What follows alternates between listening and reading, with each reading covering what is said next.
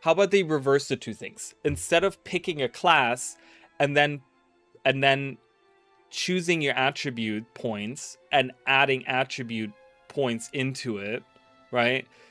How about based on your attributes is the class that you get? Because that's kind of how Kingdoms of Amalur does it. Based on how you allocate your points, you get assigned a specific class, and that becomes your fate, right? Like that's how they have it in that game.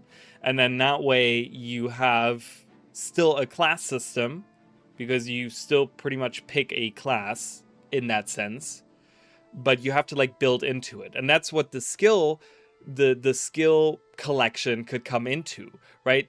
So you build your class based on the points that the attribute points that you put into the system, but then you have to find the skills out in the world. So even if I want to say, hey, I've been going around collecting all these ranger skills out in the world, and I've built this ranger build for myself, I now want to switch to an elementalist or a mage or, you know, whatever, Mesmer, right? Let's go with Mesmer, a very unique Guild Wars class, right?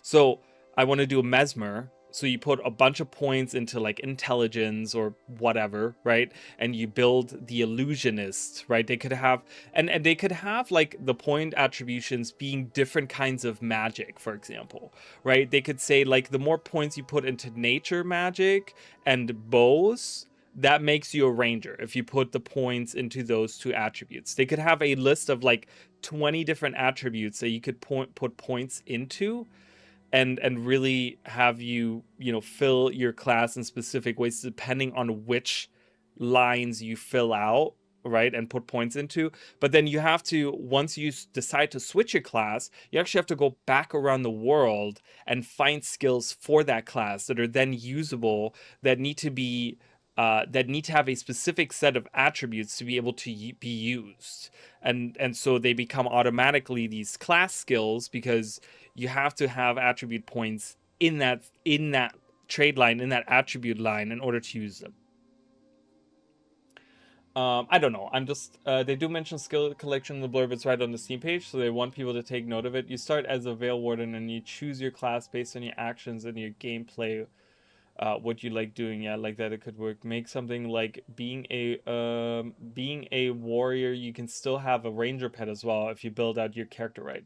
Yeah, so you could say like, you know, kind of combine the idea of dual classing. So I could say, well, I want to be a warrior, so I'm going to put points into heavy armor, swordsmanship, you know, and put, you know, and maybe shields or something, right? And really go with the warrior fantasy of having a sword and shield.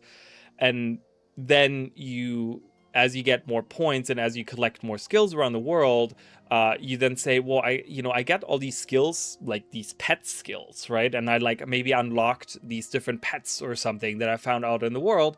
What can I do with them, right? And so you can start then allocating more points towards pet mastery, right? Or like beast mastery or whatever, right? Beast mastery is what it's called. So beast mastery. And you put points into that. And then you can say, oh, okay, well, I'm a warrior that can utilize pets still, right? But like my main abilities are warrior based. And